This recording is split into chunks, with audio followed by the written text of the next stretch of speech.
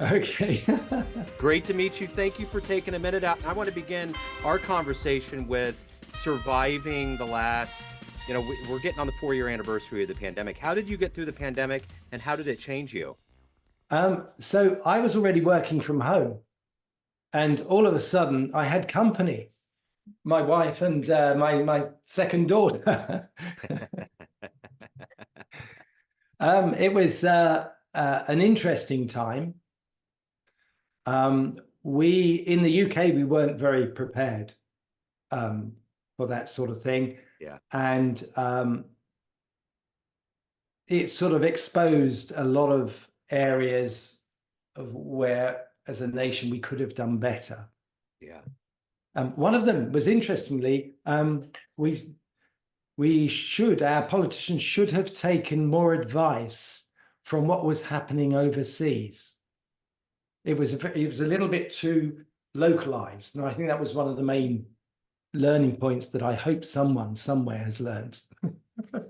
I I agree. I do too. And I think that was the problem here. There was a lot of mixed messages and things that were dropped. So hopefully we don't ever have to go back to that again. But let's get you're the digital detox coach, which is fascinating in itself. But to get to the essence of what you do on a daily basis, I want to put you in front of a bunch of third grade students at Career Day.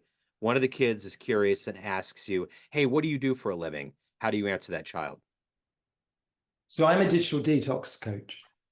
So I'm also a technologist. So what I do is I help people achieve that balance between the technology world that we all have to be part of and our own well-being as biological human beings. And it's about striking that balance.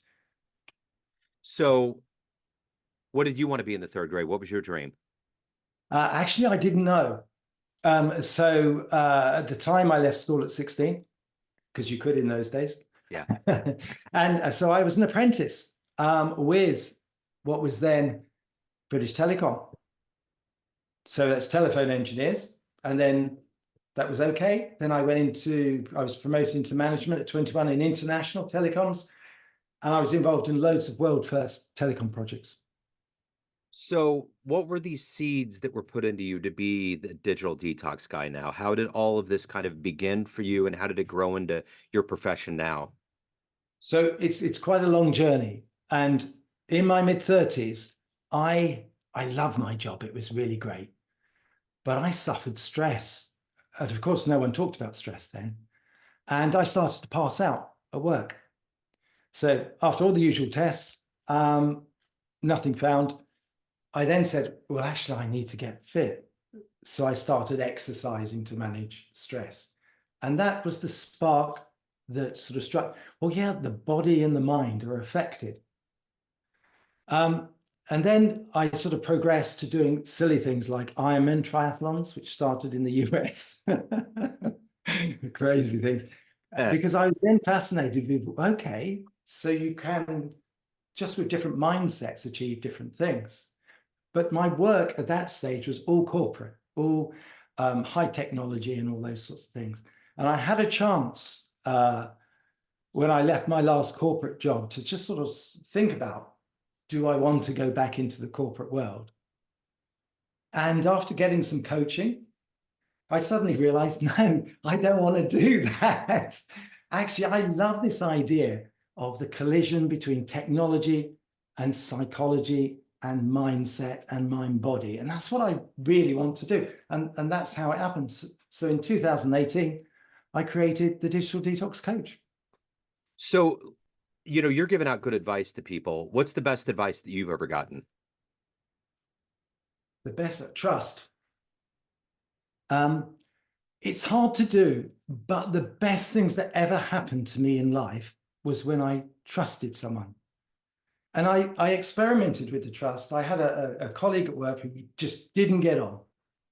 And he went through a divorce, which wasn't a good situation. And I automatically carried him a bit at work. He was my boss, but I carried him a bit. And after 6 months, he turned around and he said, I've just realized what you've done. And we struck up a friendship. And in the end, we traveled to different jobs. And he said, do you want to join me at this company? I said, look, you know what I want. If you think it's a good idea, I'll join you. You can tell me about it later. So this idea of trust is a wonderful thing. Yeah. And just to let go of something. Don't limit yourself. Just go for things. Yeah, I agree. So who's been a hero or an inspiration for you in your life, in your professional life, in your rise? That's interesting because I had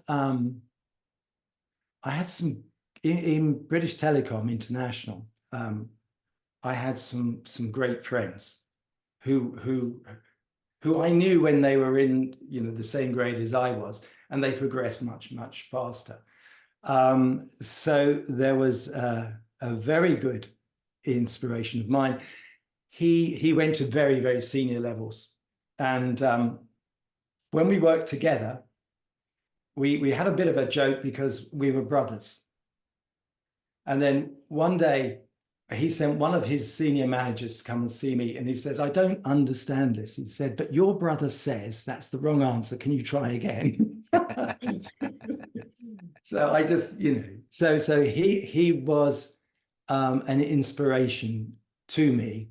But his background was his family originated from Grenada, which is I'm going to say it in the American Caribbean island, as opposed to Caribbean island. Right. And he represented England at the long jump in his younger days. He was an athlete. Yeah. And so he was a great inspiration to me. So you're an inspiration to people, and you're a leadership coach, but I'm curious, is there somebody that exists on the planet right now that you would love to meet, that you're fascinated by, that you would love to meet and talk to? Yes, and it's not well, it is leadership, but of a different sort. I'm going to say David Beckham, the footballer. Yeah.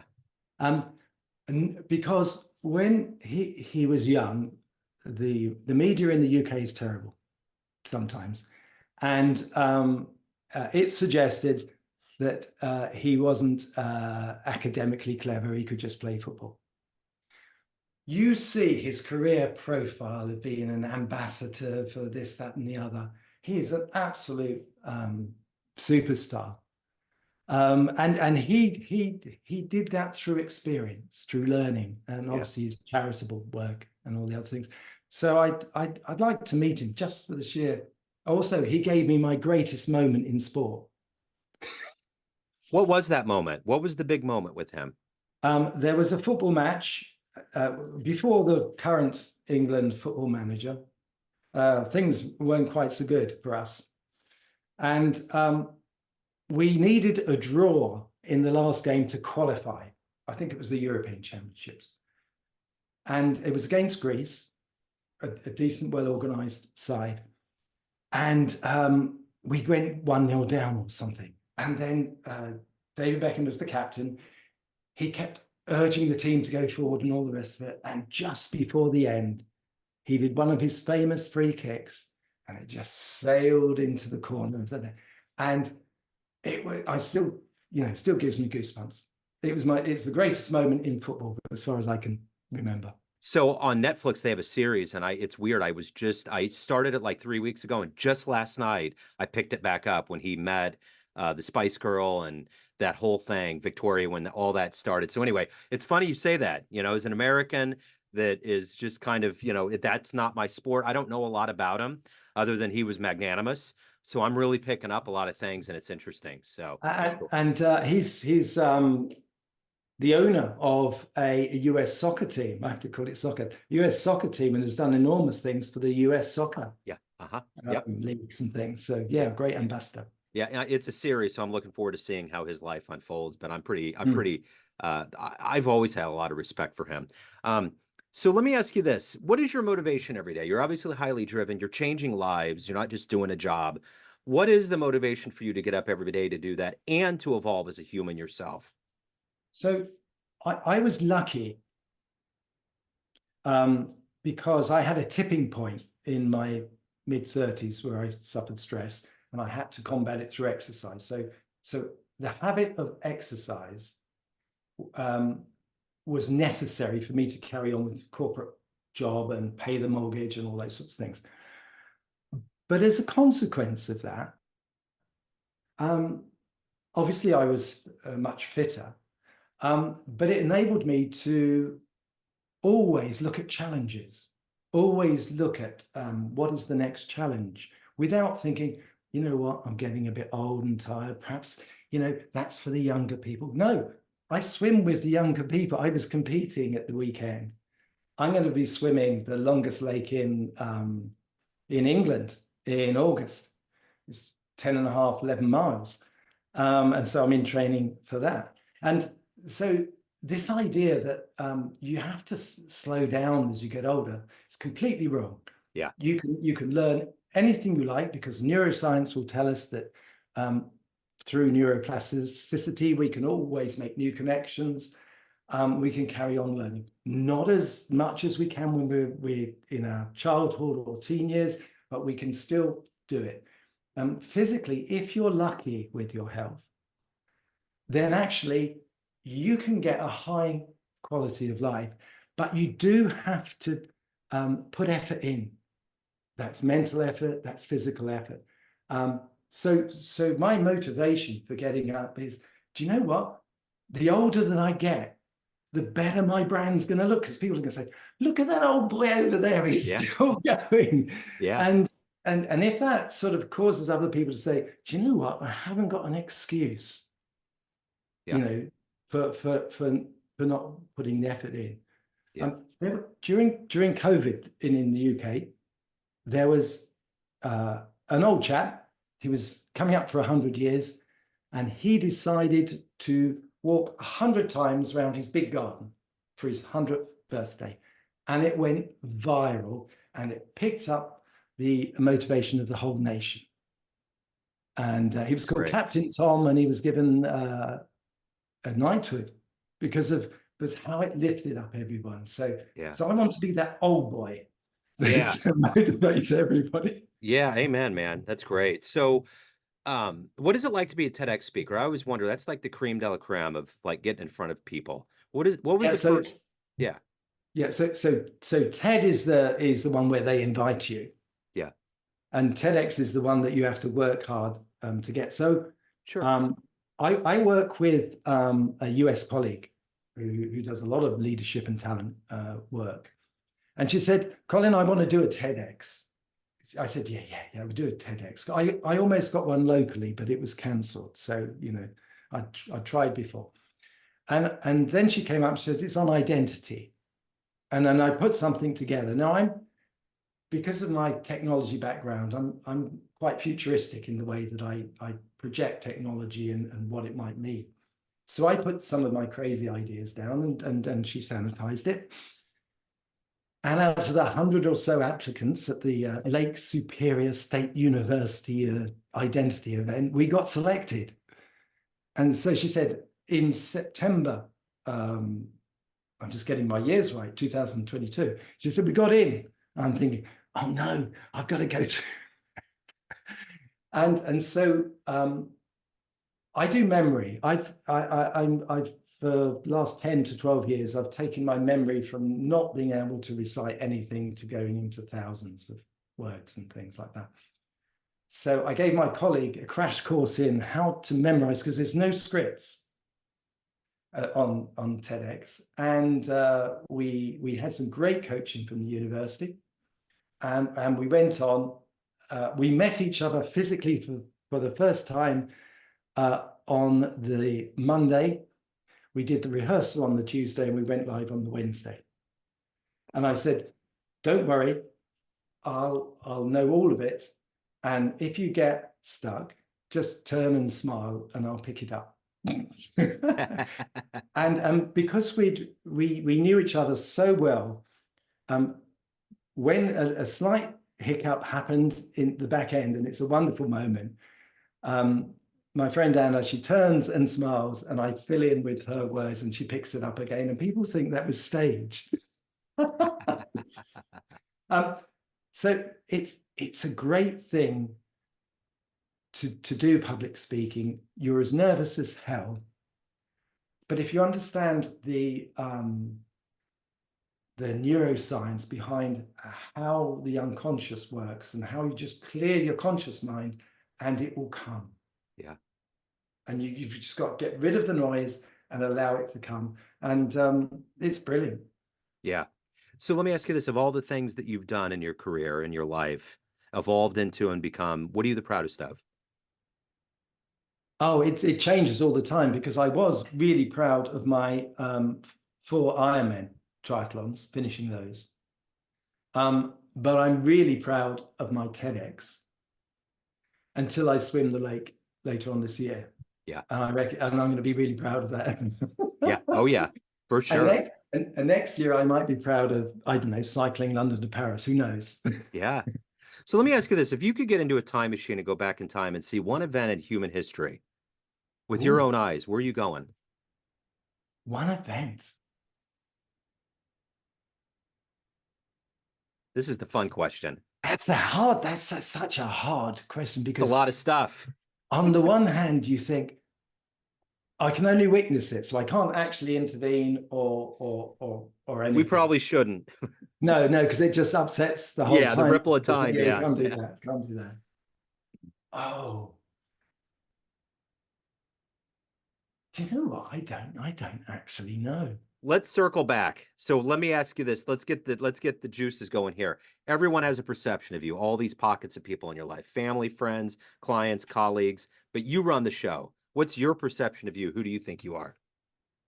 Who I think I am today is someone who can speak to anyone.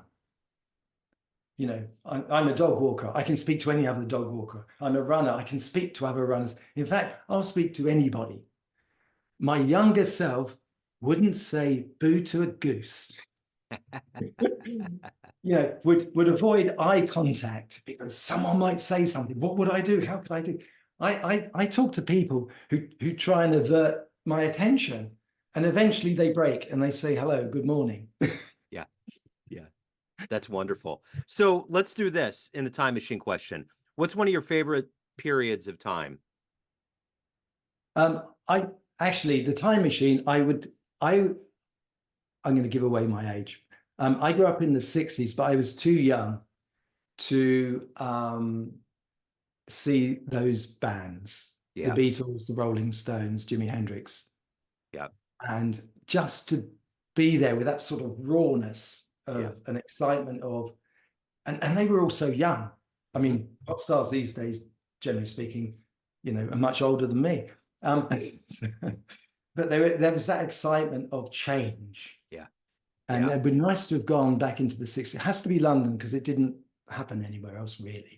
That's the best place for music as far as I'm concerned. London was the place where all of the ideas and everything just went crazy. So if anyone wants to hire you, learn more about you, reach out, get involved with the good business, where do they go? So the easiest place is the website. It's the Digital Detox Coach.co.uk. And there's contacts there. There's a link to the YouTube channel. And there's lots of free resources. Really important. So there's a great digital detox couch to 5K, lots of challenges, and just a snippet. The devilishly hard one is the just one thing challenge. You pick up your phone and you're only allowed to do just one thing. It's so hard. Yeah. Yeah, that's great. That's yeah, that would be hard. It's like picking one moment in history to see, you know, that's a hard thing to do for sure. Yeah. Colin, this has been so good, man. Thank you so much for your time. Thank you for your story. Keep doing the good work, man. I appreciate it. Brilliant. It's lovely to meet you, Joe, and thank you very much for interviewing me. Yes, sir. Great to meet you. Take care.